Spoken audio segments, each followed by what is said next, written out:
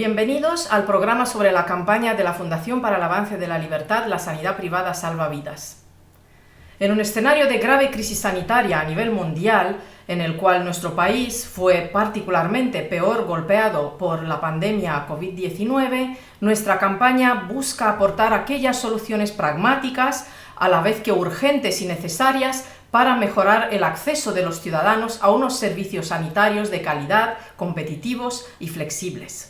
La sanidad privada es una realidad clave en nuestro país, donde la tercera parte de la población, 11 millones de usuarios casi, ya la utilizan como primera opción para el cuidado de su salud.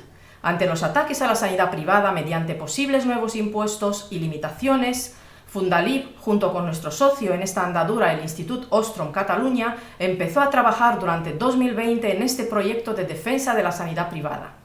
En la primavera de 2020, el proyecto fue además el único proyecto europeo que resultó ganador junto a otros 5 proyectos, 4 de Estados Unidos y 1 de Asia, en una ambiciosa y compleja ronda de apoyo mundial en el marco de la respuesta anti-COVID-19.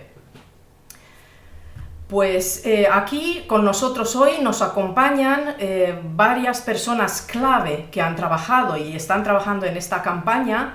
Está con nosotros Martí Jiménez Mausbach, el director de investigación del Institut Ostrom, organización partner de la Fundación para el Avance de la Libertad en esta campaña. Martí es graduado en Ciencias Biomédicas, máster en Desarrollo Farmacéutico por la Universidad King's College de Londres y experto en regulación de la industria farmacéutica.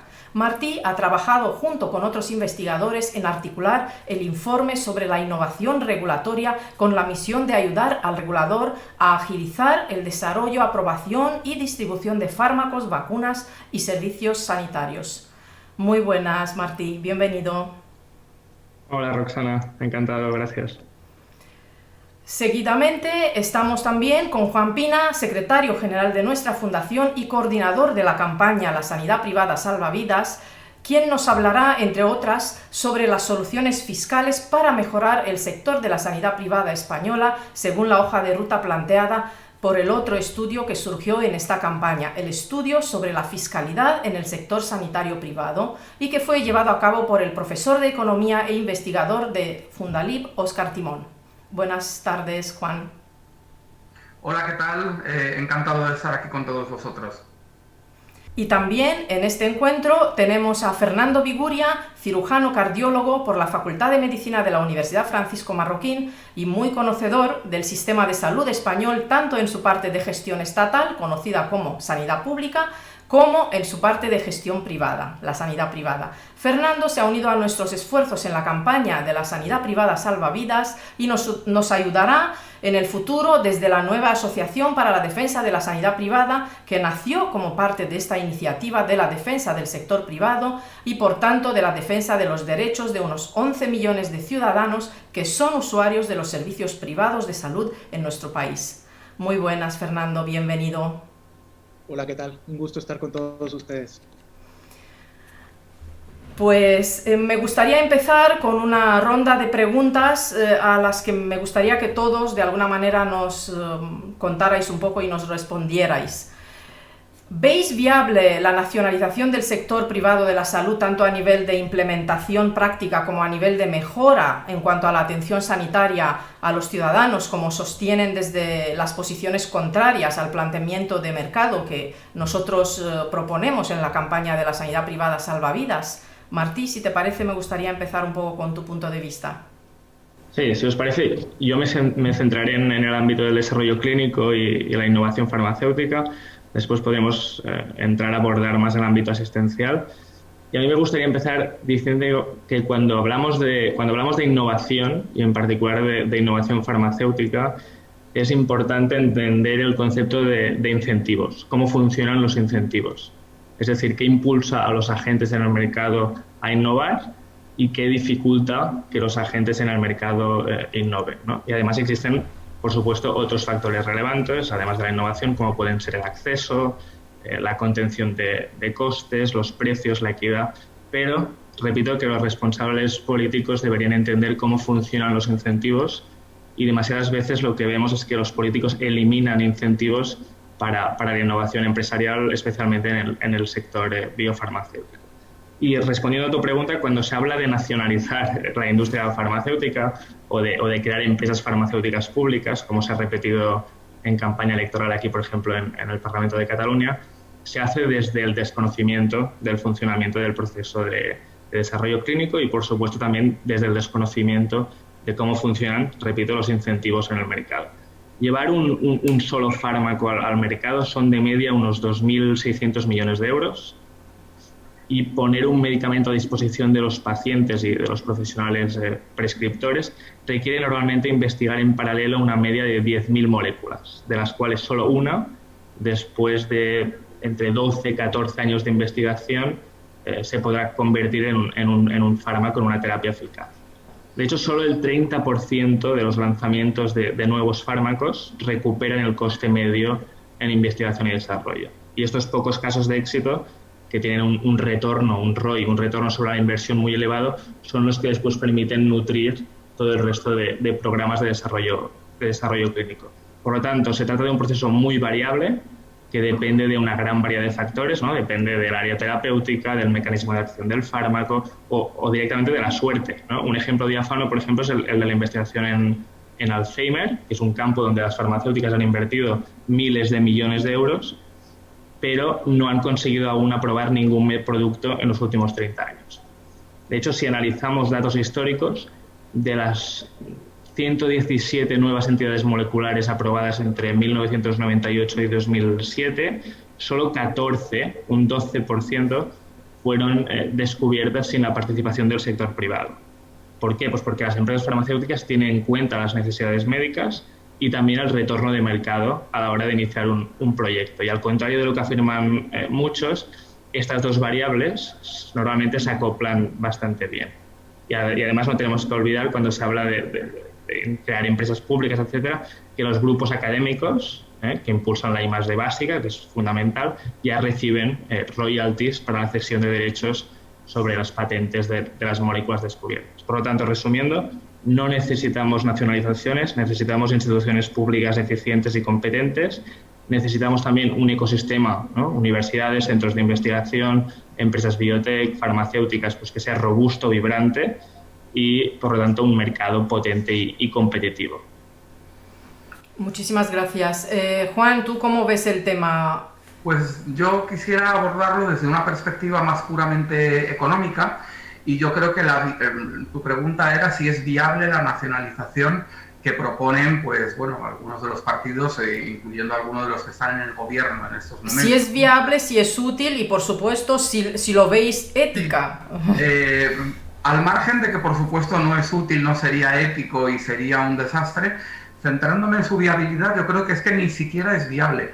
No es viable porque ya tenemos aproximadamente un 30% del total del sector sanitario en manos privadas, porque tenemos 10 millones, entre 10 y 11 millones de usuarios, de los cuales solamente unos 2 millones y pico son funcionarios, todos los demás son ciudadanos que pagan por un seguro médico, que utilizan ese sector. Por lo tanto, la transición y los cambios que habría que hacer para la nacionalización serían ingentes, tan ingentes como que estamos hablando de que la sanidad privada española representa el 2,6% del PIB, frente al 6,3% de la pública, pero además hay un 0,7% que corresponde a conciertos de la pública con la privada, porque la pública es incapaz, pese a los recursos ingentes de los que dispone, de atender todas las necesidades y tiene que concertar con la privada.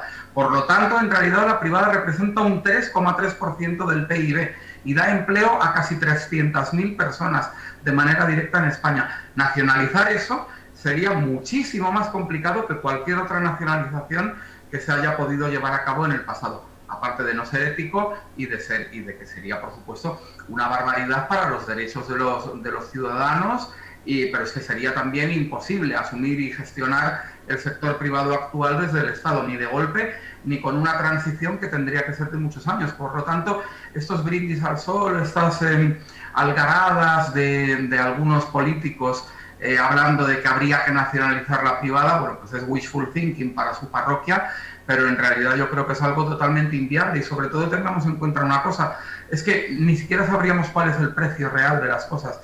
El despilfarro en la pública es inmenso. Y aquí va un dato muy importante, que es cuánto cuesta la privada y cuánto cuesta la pública.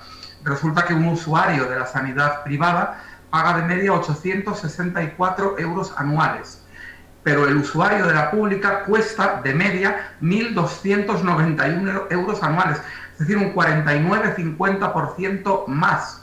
Si toda la sanidad privada fuera nacionalizada, no habría comparabilidad, y lo que sucedería es que, por supuesto, el precio final resultante se iría a esos actuales 1.291 o mucho más allá. Sería un auténtico desastre, como cualquier privatización en otro sector. Y en un sector tan importante como es el de la salud, pues verdaderamente sería una tragedia que incluso simplemente se iniciara un proceso de nacionalización. Pero yo creo que es que ni siquiera puede ocurrir, no es viable. Comentabas que de estos casi 11 millones de usuarios de la sanidad privada hay 2 millones de funcionarios.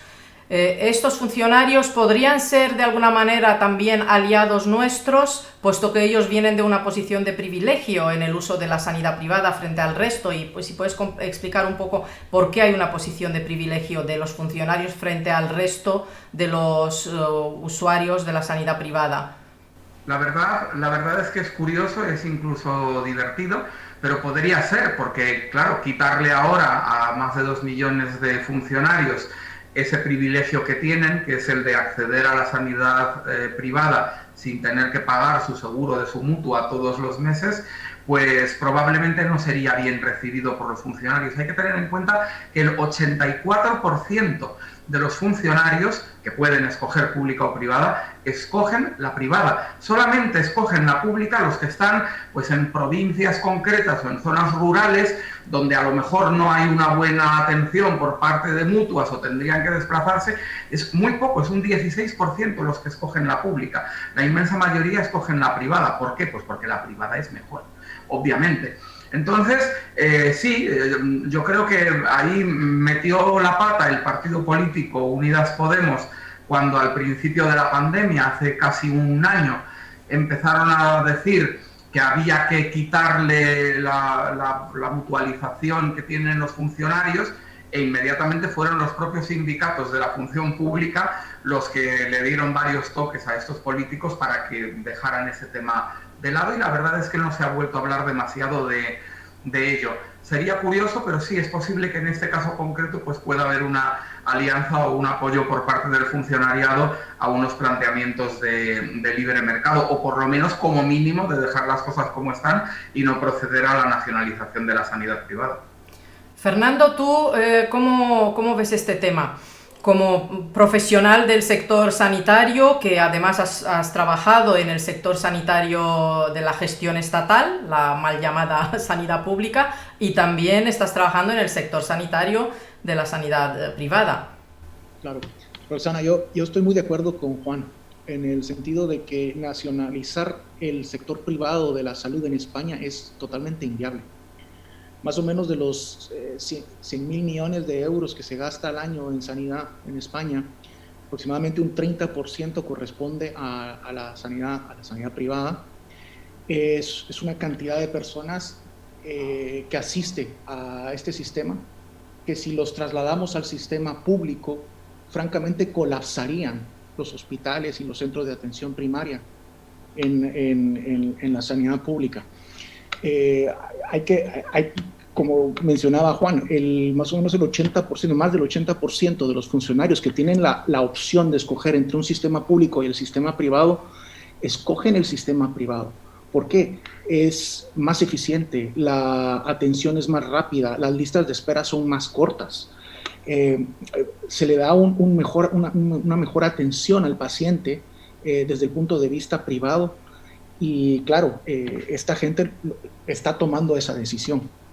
También más o menos el 81.5% del gasto total de la sanidad privada en España está pagado por los hogares de gente, por la persona de la calle. Esto lo que nos dice es que la gente en España no solo está pagando los impuestos para mantener una sanidad pública, una llamada pública, sino que encima de todo están dispuestos a pagar más de su bolsillo con tal de recibir una mejor atención en algún otro lugar, ¿verdad? Creo que en la pandemia, cuando hemos visto cómo se ha volcado un número anormal de pacientes hacia el sistema de salud, cómo ha ido colapsando, como dominó. Creo que si de la noche a la mañana se trata de nacionalizar el sistema privado de salud en España, pues pasará un poco de lo mismo. Lo único es que tal vez no sea tan rápido, pero sí va a ser un problema que será un caos para el sistema hospitalario. ¿No? Un poco siguiendo la línea de lo que acabas de decir, me interesaría muchísimo conocer tu opinión como por estar realmente ejerciendo en el sistema sanitario español. ¿Cómo habéis vivido vosotros esos primeros meses cuando de pronto el gobierno decidió que iba a dejar fuera a la sanidad privada de poder arrimar el hombro en esas primeras semanas críticas de la entrada de la pandemia en España? ¿Y cómo ves tú ahora que se siga dejando fuera al sector sanitario privado en toda la campaña de vacunación? ¿Eso es beneficioso, como nos están diciendo desde los poderes públicos, para la población, que solamente se centralice todo y se desvíe toda la campaña de vacunación a través de los centros de salud de gestión estatal? ¿O habría alguna otra manera de gestionar eso y de abrir el mercado para que los ciudadanos tengamos más opciones de poder acudir a la vacunación? Claro, la forma de reaccionar en las primeras semanas de la pandemia fue muy diferente de comunidad autónoma a comunidad autónoma. La sanidad privada no se quedó fuera, la sanidad privada arrimó el hombro. Y de hecho, se hicieron planes a nivel de comunidades para poder derivar los pacientes de la pública hacia la privada, que los absorbiera la privada, porque la pública no podía o se preveía que no iban a poder sostener ese volumen de pacientes, especialmente los pacientes muy críticos. ¿Qué fue lo que vivimos? Pues es difícil de expresar la frustración que teníamos muchos de los que estábamos trabajando, no solo en la privada, sino también en los que trabajan en la pública, cuando tu protección ante un agente infeccioso depende de decisiones de burócratas y de políticos, lo que resulta es que tienes que protegerte con bolsas de basura, que tienes que reutilizar mascarillas que son desechables. Y entonces pasas horas atendiendo pacientes críticos, inhalando lejía. Una de las cosas que me recuerdo de los primeros días fue eso, la sensación de cómo quemaba al respirar, el estar inhalando una mascarilla reutilizada después de haberse limpiado en lejía, tenerme que proteger parte del equipo de protección con bolsas de basura, con batas no aptas para este tipo de patógeno. Bueno, que al principio no sabíamos, no teníamos idea y se desconocía los mecanismos de transmisión. Era una frustración bastante grande. Es algo que yo creo que no voy a poder expresarles al 100%. Bloqueada la entrada de material médico,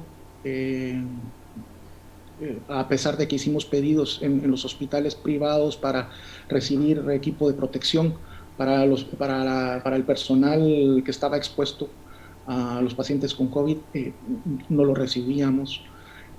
Tuvimos que esperar a que la Administración Central nos enviaran mascarillas de parte del Distrito de Salud, y resulta que las que nos enviaron al hospital donde yo estaba eran defectuosas.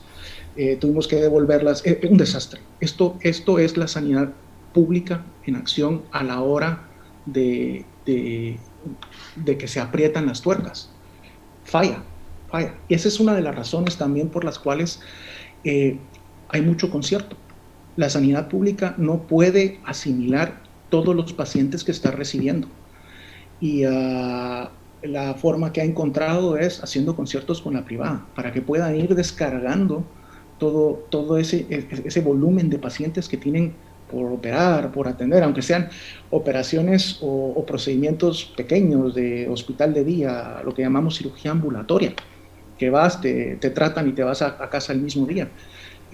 Mucho de eso la sanidad pública no lo puede asimilar y tienen que recurrir a la sanidad privada.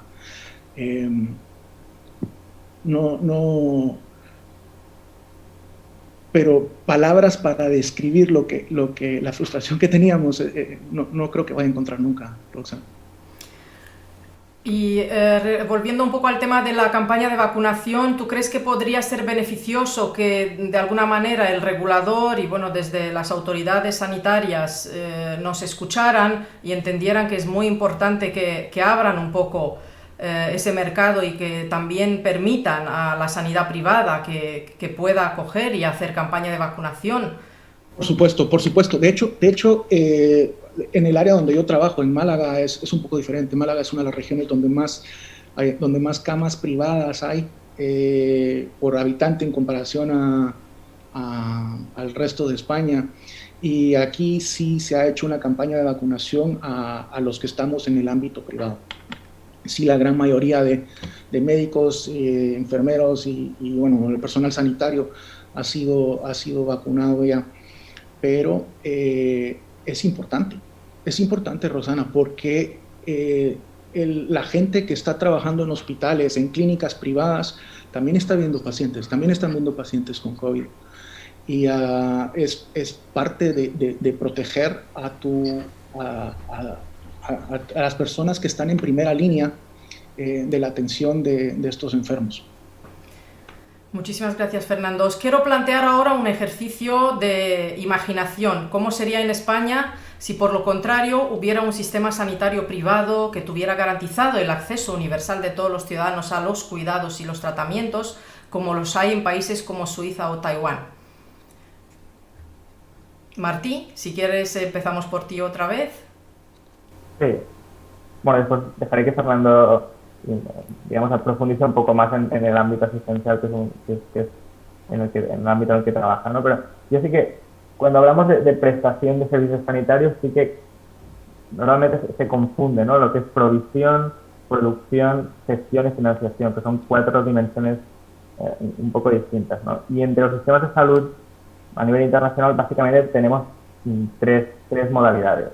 Tenemos aquellos sistemas que transfieren responsabilidades a terceros y solo mantienen subsidiariamente, ¿no?, redes de seguridad públicas para la población de menor renta y sobre todo población de ancianos, como puede ser, por ejemplo, el caso de Estados Unidos. Después tenemos sistemas de provisión y producción públicas, ¿no?, que se estructuran a través de lo que denominamos los servicios nacionales de salud, y aquí entrarían pues Reino Unido, algunos países nórdicos, algunos países mediterráneos y España en particular. Y después tenemos todo un gran abanico de países que se decantan por lo que es el aseguramiento social de los cuidados sanitarios con provisión pública y producción privada, ¿no? Y aquí tienes Austria, Holanda, Alemania, Francia, Bélgica, Suiza y un número muy largo de países, ¿no?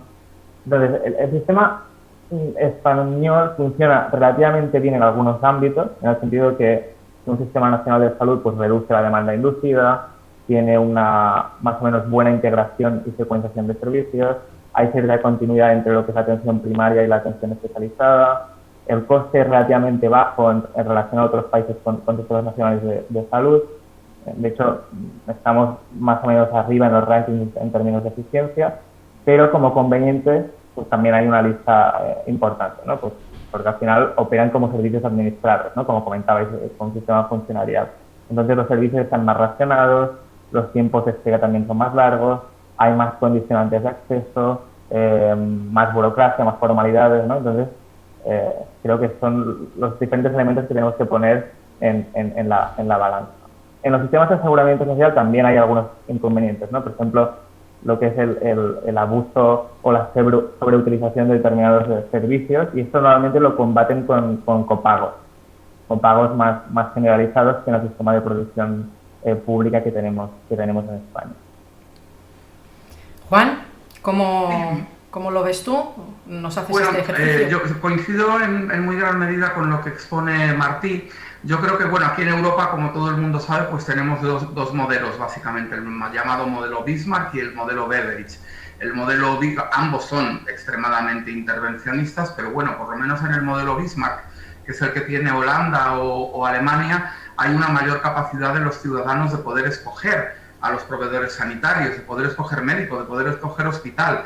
Y luego en las modalidades más abiertas o de más libre mercado dentro del modelo Bismarck, pues yo creo que quizá el paradigma del mejor sistema sanitario en Europa sería el de Suiza, donde, bueno, pues sigue habiendo una regulación y una intervención pública estatal bastante importante, pero por lo menos los ciudadanos escogen un seguro médico privado y tienen donde escoger, están obligados a escoger uno, pero pueden escoger entre una pluralidad de opciones. Y mira qué casualidad que precisamente Suiza es de forma reiterada el país que queda siempre ganador del EuroHealth Consumer Index. Bueno, pues yo creo que por algo será. En general en Europa el peso de la sanidad privada en el conjunto de la sanidad viene a estar en el 25%, mientras que en Estados Unidos es del 50%, por ejemplo.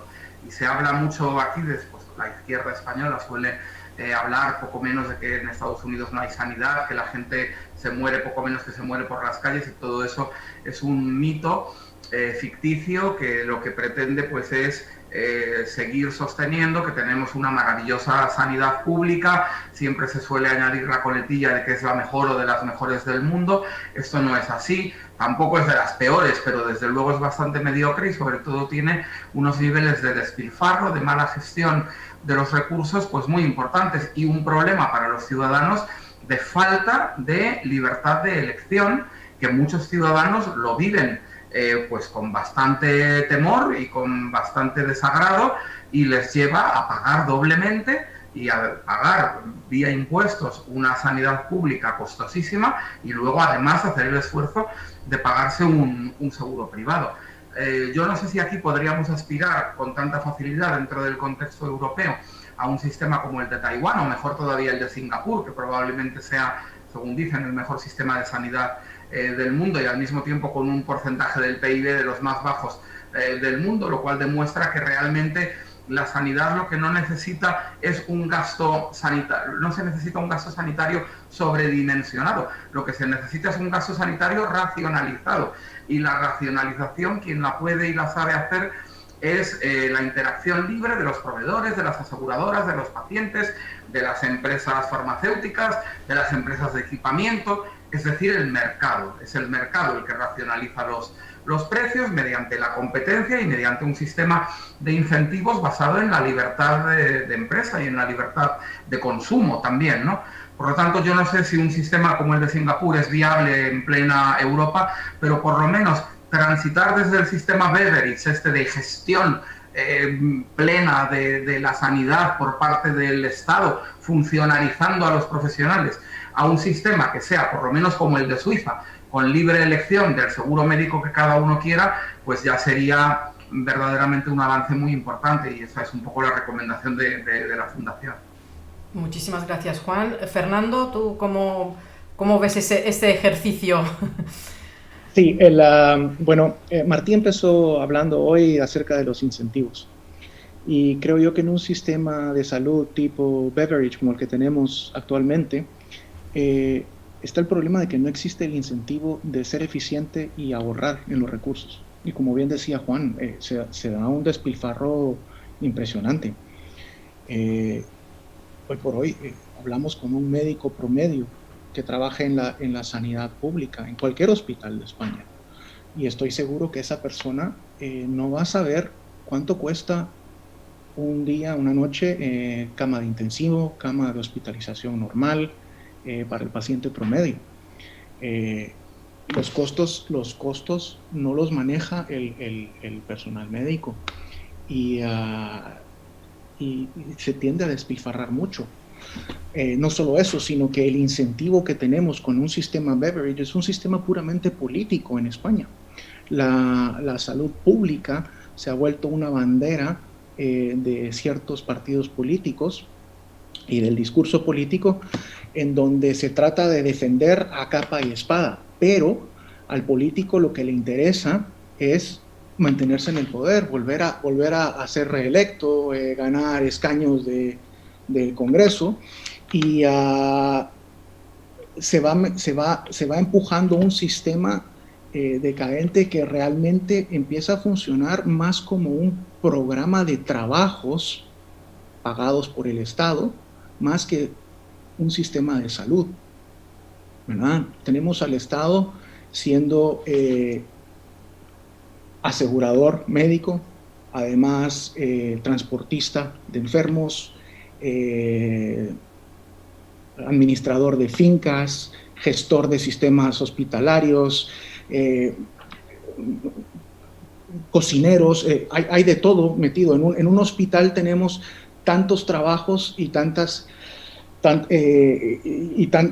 diversidad de necesidad de diferentes especialidades, tanto como lo será alguien de cocina, de limpieza, camilleros, que el Estado lo que está funcionando es más como un sistema de un programa para crear empleos pagados por el Estado, por las arcas públicas.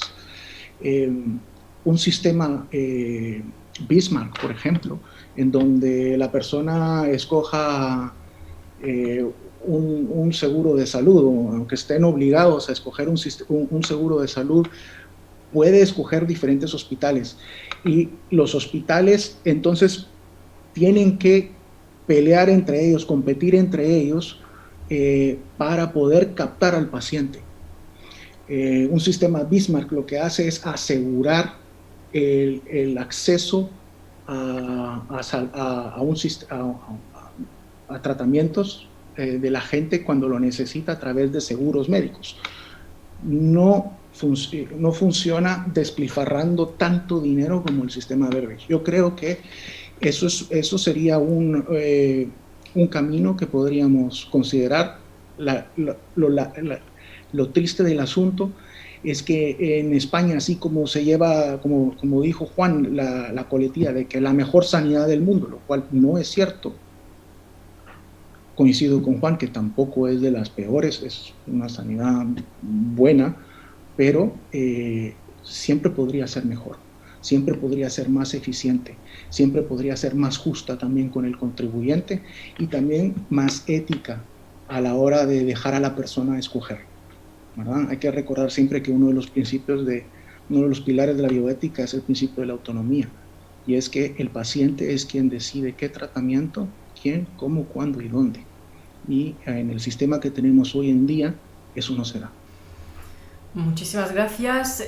Si os parece, me gustaría que Martí nos diera un par de ejemplos o 3 ejemplos prácticos, digamos, donde una desregulación del sector sanitario o del medicamento podría de alguna manera mejorar considerablemente la calidad de los servicios y de los productos farmacéuticos y sanitarios en general que estamos recibiendo en estos momentos en España. ¿Cuáles serían 3 ejemplos para que el público, la audiencia, pues se haga un poco una idea de lo que significaría ese planteamiento de desregulación que estáis haciendo en el informe? Sí, gracias, Roxana. En el informe, como bien dices, pues detallamos alrededor de unas 50 recomendaciones de innovación regulatoria en distintos ámbitos, y seguramente después tendremos tiempo de desgranar un poco las propuestas, pero si tuviera que destacar 3 en el contexto actual, escogeré una más implicada con el desarrollo clínico, otra que está más relacionada con la distribución de productos farmacéuticos, y la tercera que está más relacionada con el campo de la prestación de servicios. En el ámbito del desarrollo clínico, destacaríamos la necesidad de avanzar en la consecución de acuerdos de doble reconocimiento y estandarización de criterios entre autoridades reguladoras, y especialmente entre la Agencia Europea del Medicamento y la Food and Drug Administration a nivel americano. Esto permitiría que pacientes de ambos lados del Atlántico se pudieran beneficiar de la innovación, y también permitiría el intercambio de mejores prácticas entre reguladores, además de la creación de cohortes de pacientes internacionales para el desarrollo de ensayos clínicos. De hecho, en el contexto de la pandemia del COVID, tanto la EMA como la FDA sí que han intensificado su colaboración a través de interacciones regulares, bajo lo que han denominado las autoridades reguladoras de la Coalición Internacional de Medicamentos. Esto por el lado del desarrollo clínico. Por el lado de la distribución, pues sin duda una propuesta que hemos estado divulgando y que creo que también ha cogido fuerza en tiempos del COVID es la habilitación de la distribución telemática, la distribución online de medicamentos de prescripción. Ahora mismo en España está prohibida la distribución online de medicamentos con receta y esto básicamente penaliza a la población de edad más avanzada, pero también a las personas con movilidad reducida. Y existen, por supuesto, beneficios adicionales por el uso de este tipo de plataformas online. Incrementan la transparencia de precios, permiten la comparación de productos en distintos portales, la elección también del que ofrece un mejor servicio. Y de hecho la experiencia internacional nos demuestra que la venta de medicamentos por Internet es un fenómeno normalizado y existe en Alemania, existe en Dinamarca, en Noruega, Finlandia, Suiza, Suecia, Países Bajos, Reino Unido. Por lo tanto, deberíamos empezar a aplicarlo aquí. Y finalmente, en el campo de la prestación de servicios asistenciales, si tuviera que destacar una propuesta sería la de acelerar la homologación de títulos de profesionales extranjeros extracomunitarios. Estos días se habla mucho de políticas de innovación, ¿no? Y evidentemente las políticas de innovación son multifactoriales, ¿no? Fiscalidad, mercado de trabajo, acceso a la vivienda, por ejemplo, en aquellas urbes con ecosistemas de innovación más potentes, que se permita edificar más vivienda, por ejemplo. Pero yo quiero insistir también en la importancia de las políticas migratorias, que permiten que profesionales con talento pueden contribuir a nuestra economía. De hecho, los dos cofundadores de BioNTech, ¿no? La empresa partner de Pfizer, de Moderna en el desarrollo de la vacuna, es una empresa cofundada por dos descendientes de inmigrantes turcos. Y en el caso de España, nosotros queremos resaltar la importancia de homologar rápidamente los títulos de los profesionales sanitarios extracomunitarios, tanto enfermeros como médicos. Estas serían básicamente de forma muy telegráfica las 3 medidas de las 50 que destacaría. Muchísimas gracias. Fernando, me gustaría, tú en calidad de portavoz de la Asociación de la Defensa de la Sanidad Privada, que nos contaras un poco qué es lo que defiende la asociación, cómo crees que podría ayudar esta asociación a los servicios sanitarios en España y sobre todo impedir en que vayan a empeorar tal como estamos, teniendo en cuenta que, claro, año tras año, ya lo estabais comentando antes, pues hay más burocracia, hay más listas de espera, la percepción de la gente en la calle es que los servicios sanitarios van a peor y, sin embargo, el presupuesto en sanidad, sobre todo en sanidad estatal, está incrementando año tras año, no es que esté descendiendo. Con lo cual es que, claro, es frustrante ver cómo tenemos unos magníficos profesionales, pero que están totalmente atrapados en un modelo de gestión estatal que les impide dar ese servicio excelente a los usuarios pacientes. Entonces, en esta capacidad un poco, ¿cómo crees tú que podría la asociación ayudar y de alguna manera hacer un llamamiento a la sociedad y a las personas de interés y a las entidades de interés que se unan un poco a los esfuerzos de la asociación, ¿no? Claro, bueno, la asociación, como bien hemos dicho, es para defender, en pro de la defensa de la sanidad privada en España.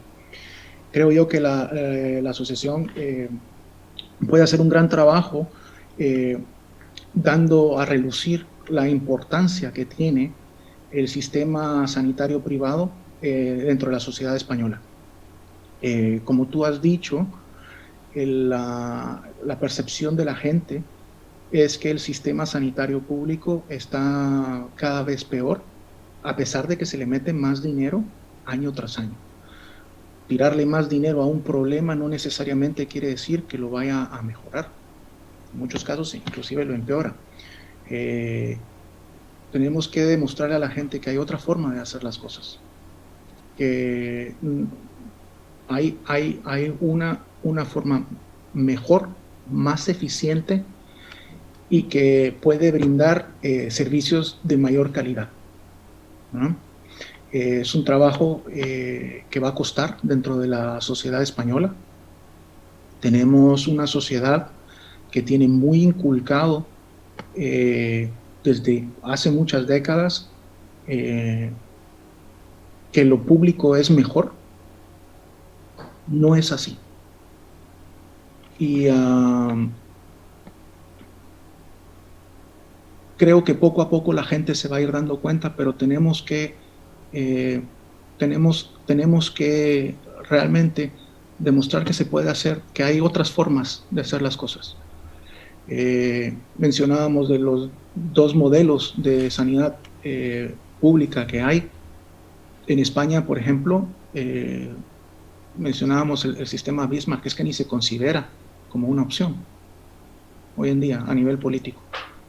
Entonces es una pelea difícil.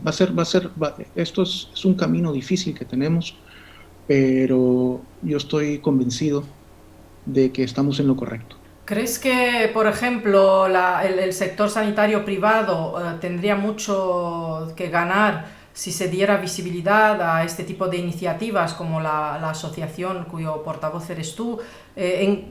Si nos puedes dar, un par de ejemplos en los que podría ser de alguna manera beneficioso tener una asociación de esta índole como aliados en esta pelea contra el regulador y el interventor en el sector. Por supuesto, Roxana, por supuesto que la asociación es bastante importante para el sector hospitalario, el sector de salud privado, especialmente de cara como tú mencionas, a los reguladores, a los legisladores de España. Esta es gente que quiere legislar pensando en su propio interés, pensando en su propio bolsillo, pensando en prolongar su paso por el poder lo más que puedan, y muchas veces actúan como vendedores de humo. El sistema privado, lo que son las diversas clínicas, las diversas mutuas, los hospitales y las asociaciones de la iniciativa privada, tenemos que unir fuerzas para pelear contra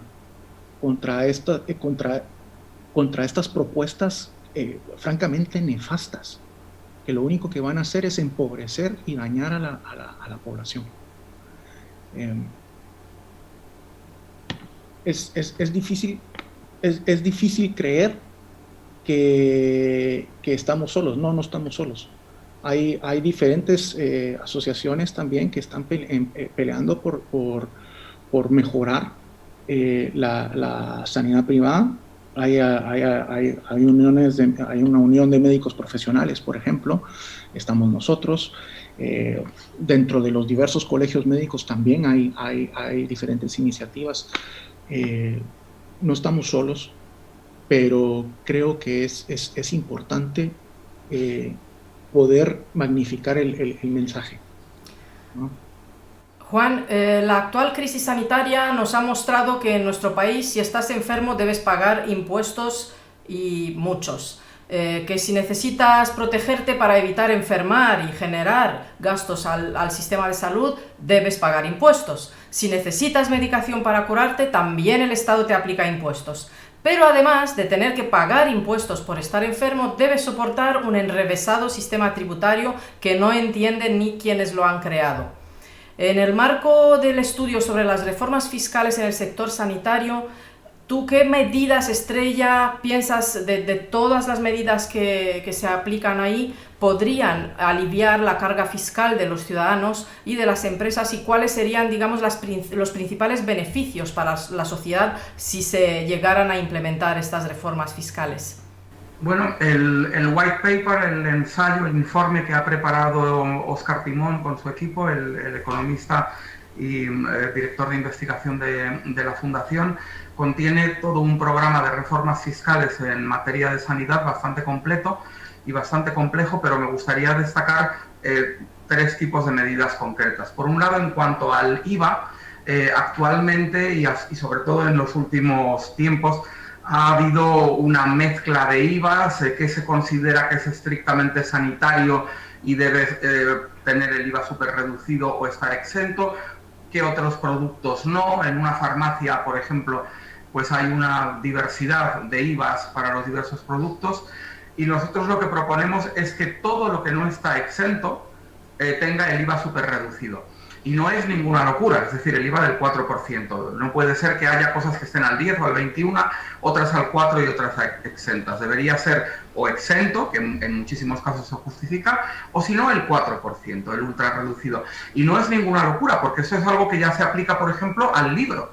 En toda la cadena de producción de un libro, desde el pago, desde los pagos que tenga que realizar el escritor, hasta los que hace la editorial, el maquetista, el corrector de estilo, el traductor, la imprenta y finalmente la distribución y la venta del libro, todo va al 4%, que es el ultra reducido. ¿Por qué no se puede hacer lo mismo con todo lo que es sanitario, que es tan prioritario como lo son los libros, si no más, ¿no?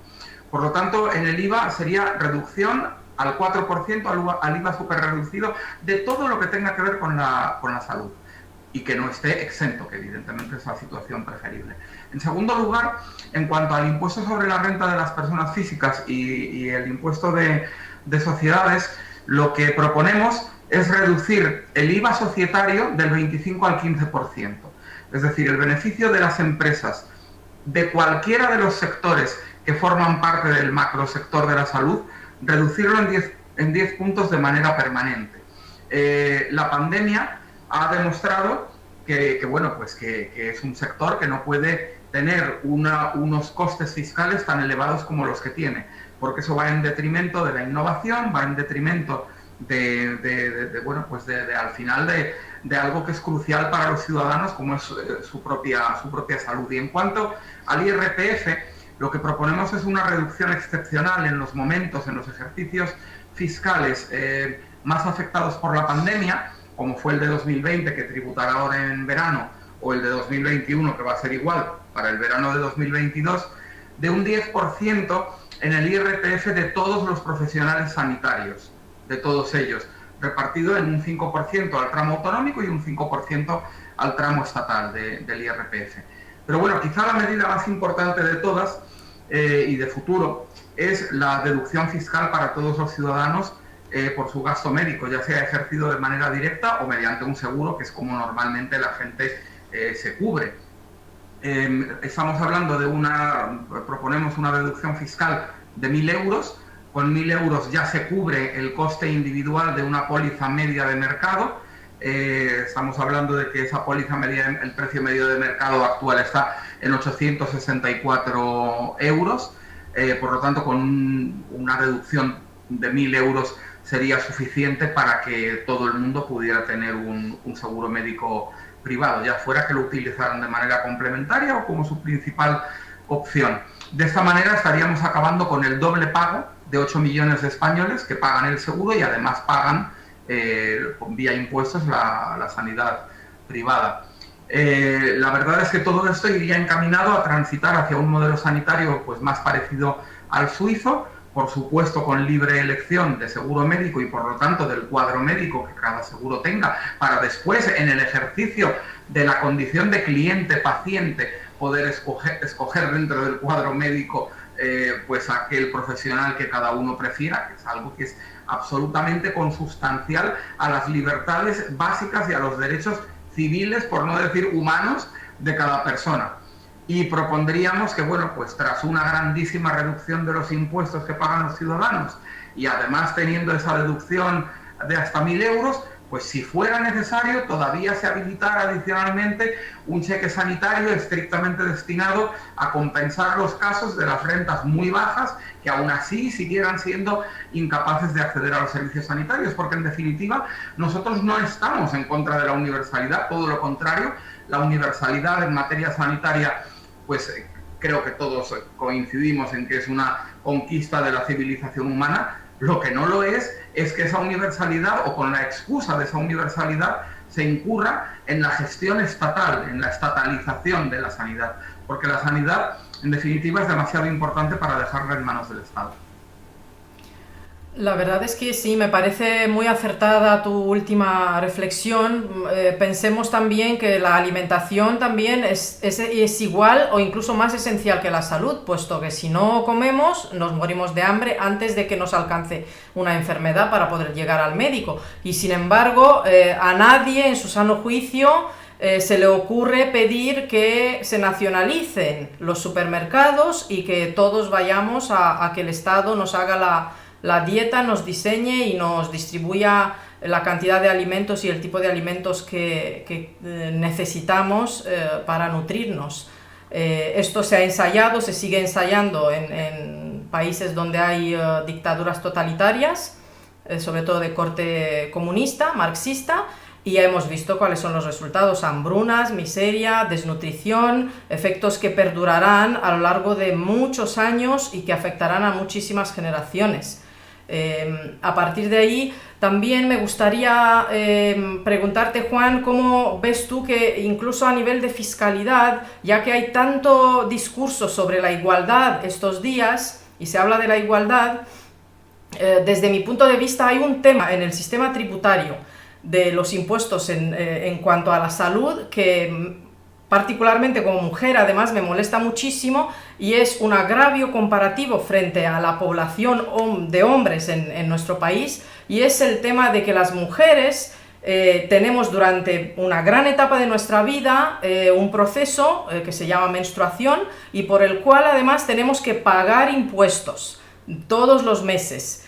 ¿Eso no choca con el principio ese de igualdad ante la ley que se supone que tenemos que tener todos los ciudadanos? Sin embargo, a las mujeres se nos penaliza por ello y se nos aplica un IVA del 10% todos los meses que tenemos que pasar por el aro de la agencia tributaria siempre que consumamos cualquier producto relacionado con esta situación que pues, se ha generado porque existe en nuestro organismo, no depende de factores externos. Sí, claro, hablábamos antes del IVA ultra reducido que se aplica a toda la cadena de producción y distribución del libro, pero claro, una mujer puede escoger si quiere leer o no, podrá ser más ávida lectora o no leer nunca un libro, pero lo que no puede escoger es tener la menstruación todos los meses, por lo tanto sí, evidentemente es absurdo. Yo pienso que si se justifica que los libros tengan un 4% de IVA, pues con mucha mayor razón todos los productos sanitarios deberían tenerlo, todos, de manera generalizada, sea una compresa de menstruación, sean unas gasas que uno compre en la farmacia, sean por supuesto los medicamentos, que ahí ya no hay ese problema, sea la atención médica incluida la odontológica, que afortunadamente está exento, pero en las pequeñas cosas que todavía no están exentas, hay muchas que están al 10 o al 21 incluso, y todas deberían bajar al 4%, al IVA ultra reducido, exactamente igual que los libros, porque la salud es tan importante como la lectura. La verdad es que el exceso de regulación que padecemos en general en Europa y en particular en España nos arroja datos escalofriantes. Recordemos que hay más de un millón de páginas de nueva regulación cada año que producimos según la COE, lo que evidentemente hace inviable que los ciudadanos y las empresas podamos siquiera tener tiempo físico para leer y asimilar semejante montaña normativa. Me gustaría que me comentarais un poco cuáles creéis vosotros que serían las principales propuestas que recogen los informes de la campaña y que se podría exigir, digamos, por parte de los propios ciudadanos y por parte de las empresas para frenar ese exceso de regulación. Fernando, empezaría contigo y luego seguiríamos con Martí y ya pasaría Juan a responder. Desde tu perspectiva, digamos, desde tu experiencia como médico y tal.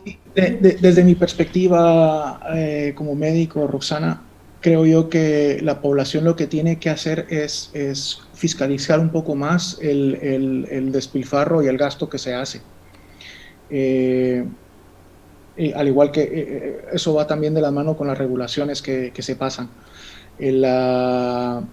Mientras la población española no estemos encima del Estado exigiendo cuentas de las comunidades autónomas, de los gobiernos locales, de por qué se está gastando tanto en ciertas cosas, nunca va a existir el incentivo para cambiar, ¿verdad? Algo que sí me he dado cuenta yo y muchos de mis compañeros, es que cada cambio de gobierno hay cambio de administración en los hospitales. Es hasta cómico, es absurdo.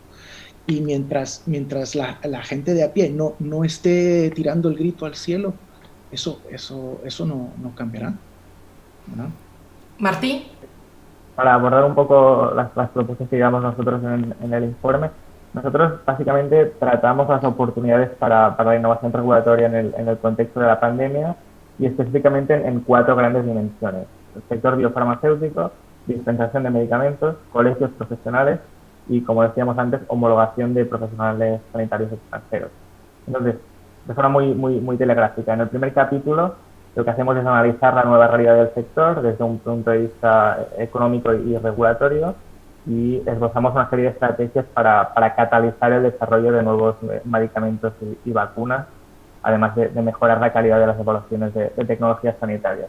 Entonces, algunas de las recomendaciones que incluimos son, por ejemplo, explorar la implementación de procedimientos regulatorios flexibles, como pueden ser, por ejemplo, los esquemas de autorización condicional, potenciar también el reposicionamiento de fármacos, como comentábamos, avanzar en la consecución de acuerdos de doble reconocimiento entre la Agencia Europea del Medicamento y la Food and Drug Administration, facilitar también la difusión de información a los prescriptores, implementar programas de reembolso condicionado, vales de tramitación prioritaria, fomentar también el uso de contratos de riesgo compartido en la sanidad, en el sistema sanitario, y finalmente también reforzar las políticas de competencia en el mercado de genéricos y biosimilares. Esto por lo referente al desarrollo biofarmacéutico.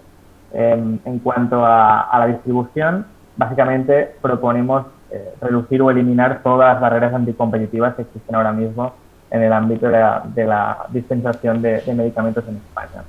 Por ejemplo, relajar todo lo que son distancias mínimas entre oficinas de farmacias y entre oficinas de farmacias y centros sanitarios, flexibilizar los módulos que ahora mismo marcan un número máximo, un número clausus de oficinas de farmacia por habitante, permitir también el acceso a propiedad a ciudadanos que no sean titulados en farmacia, que puedan ser propietarios de una oficina de farmacia, permitir la integración horizontal y vertical de oficinas, flexibilizar todo lo que es traspaso, venta o gestión de oficinas de farmacia, liberalizar los horarios de apertura, ampliar los canales de distribución. No puede ser que en el caso de los medicamentos sin prescripción, pues que no se puedan distribuir en supermercados, hipermercados, para farmacias, y como decíamos también en el caso de la distribución de medicamentos con receta, todo lo que es la distribución telemática, distribución online.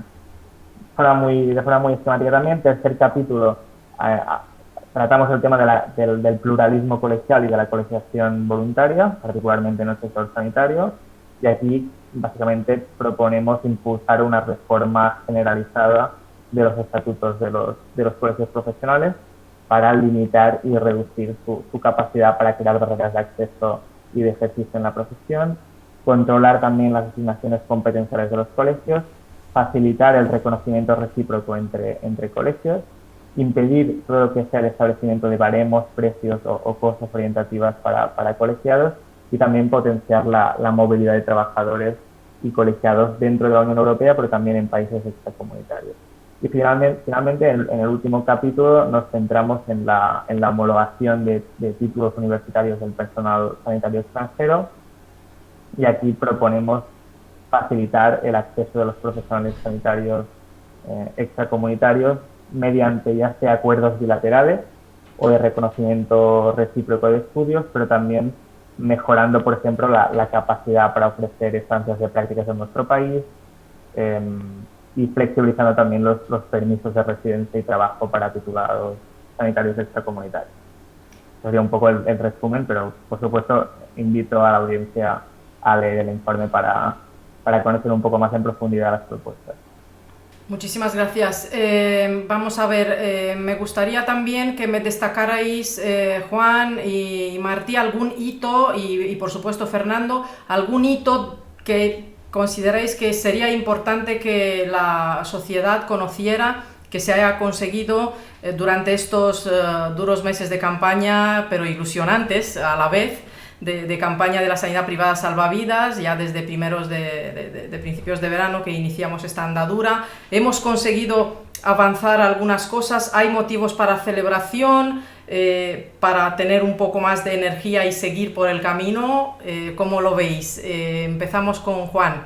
Bueno, hombre, yo creo que sí que tenemos motivos para el optimismo porque al final ese temor que todos teníamos en la primavera pasada a que verdaderamente pues este gobierno, que además llevaba pocos meses en la Moncloa, llevaba desde primeros de enero y hacia finales de marzo, estaban prácticamente hablando de una nacionalización del sistema sanitario, como mínimo de un control muchísimo más estricto, etcétera. Afortunadamente eso no ha sucedido. No ha sucedido en parte por lo que antes comentábamos, porque es imposible, porque es que es completamente inviable.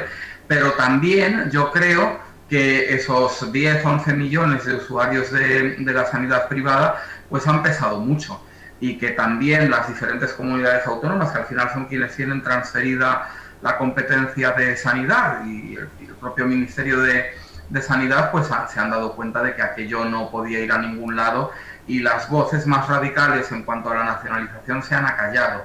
Después ha habido algunas andanadas como el tema de las mascarillas, yo creo que es un triunfo de nuestra campaña, por supuesto, pero bueno, de toda la sociedad civil en general, el tema de que el gobierno haya tenido que dar marcha atrás en cuanto al IVA, ¿no? En cuanto a ese tipo de sobrecoste fiscal para un producto que por otro lado se está exigiendo a toda la población adquirir y llevar. Pero sobre todo lo principal que destacaría de la campaña de la sanidad privada salvavidas, ahora que ya está encarando su recta final, es la capacidad que ha tenido de sensibilizar a la población. Han sido miles los envíos de material físico de los dos excelentes white papers, el de Óscar Timón en materia de fiscalidad sanitaria y el conducido por Martí aquí presente en los otros 4 asuntos que acaba de explicar o cuyas conclusiones principales acaba de relatar. Quisiera recordar a la audiencia que ambos documentos se pueden consultar íntegramente en el sitio web sanidadprivada.fundalip.org. Están allí en formato PDF, se pueden bajar y consultar por completo. Y como reflexión final, por mi parte, pues simplemente decir que cuanto más importante, cuanto más esencial es un servicio, con mayor motivo debe ser privado y con mayor motivo para aspirar a la excelencia tiene que poderse producir en circunstancias de libertad y de competencia. La sanidad, tú comentabas anteriormente el ejemplo de la alimentación, la sanidad no es diferente de la provisión de ropa o de calzado o de alimentación o de techo, ¿no? O de vivienda o de cualquier otro servicio o de cualquier otro producto básico que todos necesitamos. Precisamente porque la salud es tan importante, cuanto menos regulada esté por parte de los estados, cuanto mejor sea la poca regulación que inevitablemente tengamos que seguir soportando, y cuanto más privada y competitiva sea la prestación de los servicios y la distribución de los productos, pues mejor para todos. Y yo creo que esta pandemia, si algo ha demostrado, es que aquellos pocos países donde la sanidad es mucho más libre y mucho más de mercado que en otros, pues en general han tenido un mejor desempeño a la hora de afrontar lo que ha sucedido. Es decir, básicamente resumiendo, tú destacarías sobre todo pues el hecho de la marcha atrás del gobierno para aplicar IVA a los seguros médicos privados, la bajada al IVA ultra reducido de las mascarillas y esperemos que en breve también de los geles, que esto es algo que me gustaría destacar, de los geles desinfectantes, ya que también el defensor del pueblo hizo llamamiento al gobierno para que considerara también esa rebaja, esa bajada, y esperemos que en las próximas semanas también vayamos sumando más hitos en esta línea. Fernando, ¿tú destacarías algún otro hito que podría ser interesante que se haya producido durante todos estos meses de campaña? Bueno, lo primero es que la campaña ha salido a la luz y eso ya es admirable.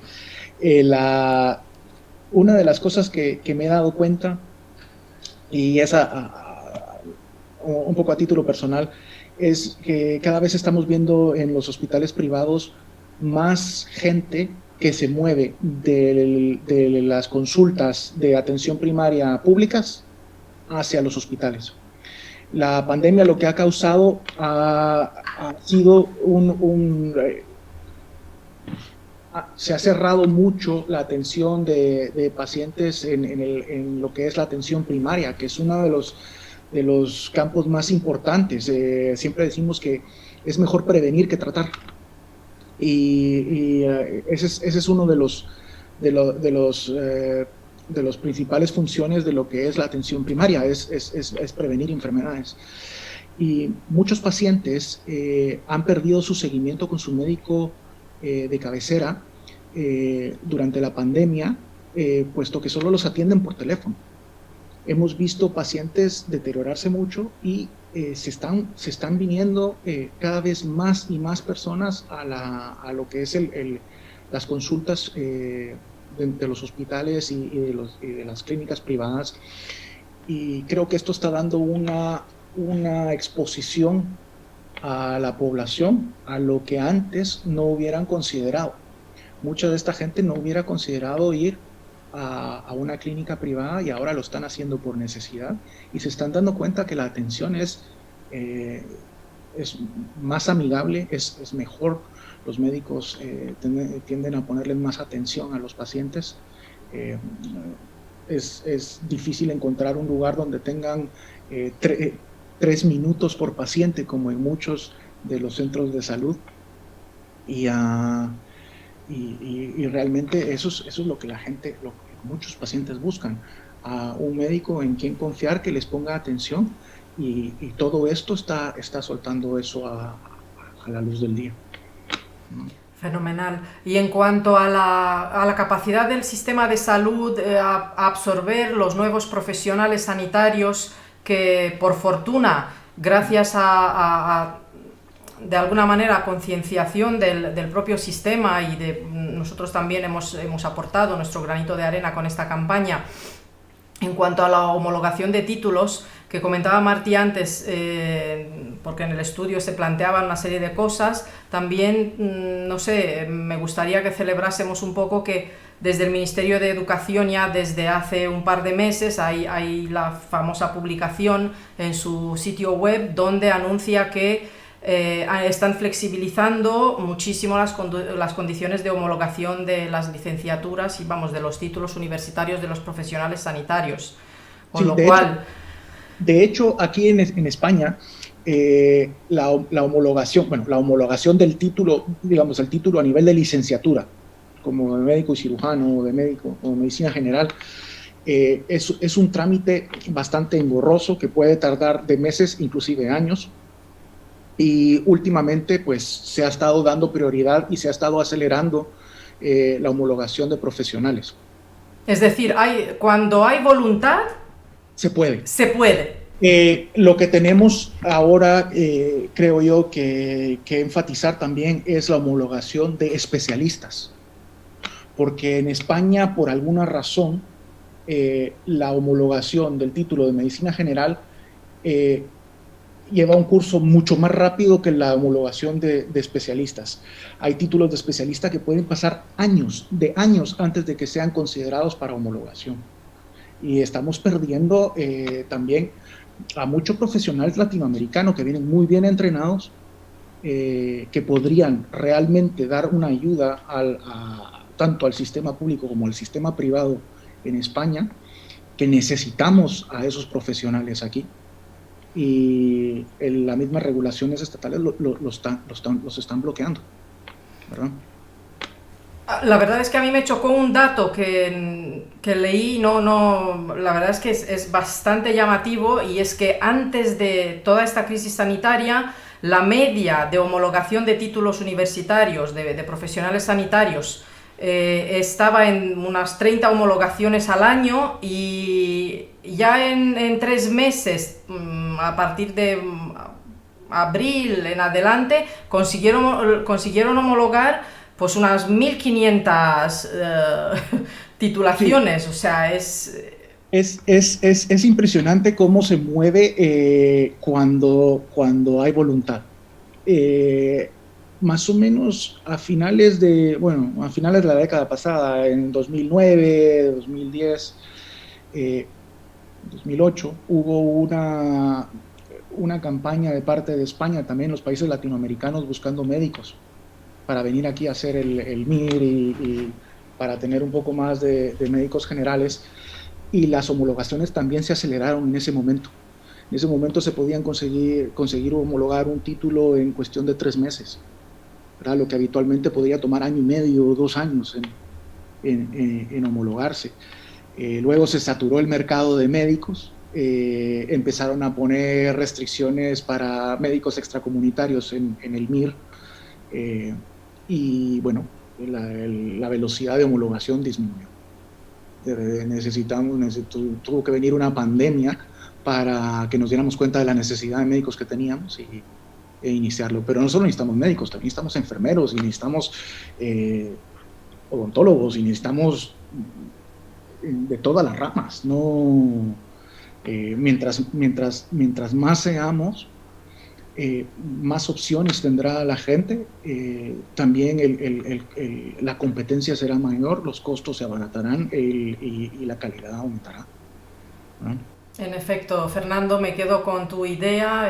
La competencia al final, como bien sabemos nosotros, lleva a la excelencia, y me gustaría cerrar con Martí, que nos comentaras un poco algún hito que tú destacarías de estos meses de campaña, algo importante que haya ocurrido un poco desde la perspectiva de la innovación reguladora. Sí, si me permitís, yo destacaría tres grandes hitos. Ya habéis comentado el campo de la homologación de profesionales sanitarios. De hecho, la reacción la reacción fue tanto a nivel estatal, por supuesto, a nivel comunitario también. La Comisión Europea emitió un comunicado el 3 de abril de 2020 pidiendo la facilitación del movimiento de profesionales, que a nivel, por ejemplo, de Cataluña, con quien hemos también mantenido reuniones con diversas direcciones generales y subdirecciones generales, también se ha creado un servicio de acompañamiento del reconocimiento universitario para profesionales sanitarios. Esto a nivel de la homologación. A nivel de desarrollo clínico, pues por supuesto, hemos visto que el desarrollo de una vacuna, por ejemplo, que es un proceso que podría tardar años, se ha hecho en meses. Por lo tanto, se han adaptado los procesos existentes y se ha permitido, por ejemplo, iniciar ensayos de fase 1 y 2 casi de forma simultánea, que es algo que no sucedía con anterioridad. También se han realizado etapas en fase 3 de ensayos clínicos en paralelo, permitiendo así que el Comité de Medicamentos Humanos de la EMA, el CHMP, pudiera evaluar los nuevos resultados a medida que iban avanzando. Y en el campo de la distribución, que es normalmente siempre el más complicado, sí que también hemos visto algunos hitos. Por ejemplo, al principio sí que es verdad que debido a diversas presiones, ¿no? Pues por ejemplo, los microbiólogos clínicos pedían que solo ellos pudieran firmar los informes de las PCR, y después que solo se pudieran realizar test en los centros de salud y no en farmacias, veterinarios, clínicas de odontología, mis residentes, etcétera, ¿no? Pero bueno, ahora estamos aún presionando para que se flexibilice lo que es la realización de test. Y donde sí que hemos visto que se han producido algunos avances es en los test de antígenos, que de hecho sí que se pueden comprar ya en algunas farmacias, y de hecho las cámaras de comercio y las patronales en Cataluña, con quien también mantenemos contacto, han realizado también una buena tarea posibilitando puntos de testeo en Barcelona, por ejemplo. Y finalmente también hace no demasiado, hace unas semanas, leíamos que Globo anunciaba que también se podrían empezar a solicitar lo que es el autotest de antígenos de forma telemática. Por lo tanto, también creo que es una de las recomendaciones del informe y por lo tanto un hito de la campaña. Por lo tanto, algunas de las propuestas sí que se han ido tomando, pero falta también mucho trabajo por hacer. Muchísimas gracias. La verdad es que ha sido toda una andadura esta campaña. La sanidad privada salva vidas.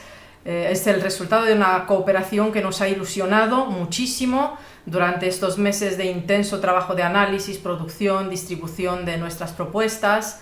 y yo creo que representa de alguna manera lo mejor de la perspectiva libertaria, seguir aquellos ejemplos que mejores resultados están dando y dieron para sus sociedades, para la mejora del bienestar y el progreso de nuestro país.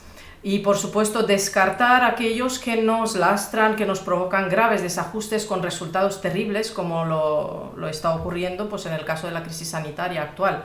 Hemos escuchado hoy a nuestros invitados demostrando con datos, con cifras y modelos que hay una alternativa mejor y viable.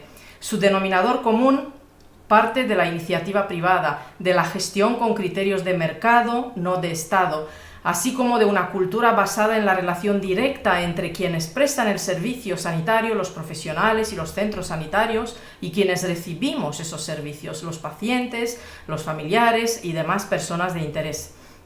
Es por tanto nuestra responsabilidad como integrantes de nuestra sociedad de inspirarnos en modelos exitosos, darlos a conocer en nuestro país para beneficio de cada uno de nosotros y del conjunto de la sociedad. Así fue como nació nuestra campaña La sanidad privada salva vidas, que compartimos hoy con todos vosotros para uniros a nuestros esfuerzos por hacer avanzar esta campaña, así como otras campañas, actuaciones y productos de nuestra fundación. Podéis compartir nuestras actuaciones en redes, podéis escribirnos, también podéis uniros a Fundalib mediante la opción de amigos de la Fundación para el Avance de la Libertad, en calidad de colaboradores o de impulsores. Ambas opciones están a vuestra disposición en Patreon y sin más, os deseo muchísima salud y hasta pronto.